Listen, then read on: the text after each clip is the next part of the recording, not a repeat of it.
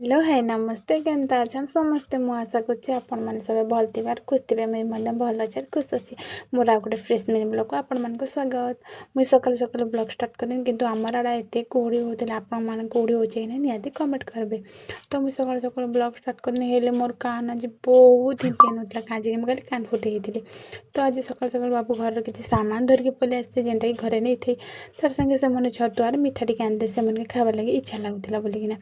तो बाबू ता तो फ्रेश फ्रेश मौका धरिकी पड़े भाविले मौका टे सीझे देमी आरे सूजी उपमा टे करदेली से खाइकिना ड्यूटी पलाले से मैंने ड्यूटी जाइना ड्यूटी पले सीना आसले मोर घर किसी काम नहीं सरते कहीं आम सोम बाबा आज मत बहुत ही हैरान करथिला बाबू के मुझे कहनी मत काम नहीं हेल्प कर से मैंने काम सीना कले से मन को द्वारा ये सब काम नहीं हुए आर कले तो कले आधा घंटा लगे आमर सोम बाबा आज खूब ही दुष्ट होता देख के मुँह के ढापी ये स्वेटर तक बहुत ही बड़ हो कहीं तार दीदी ना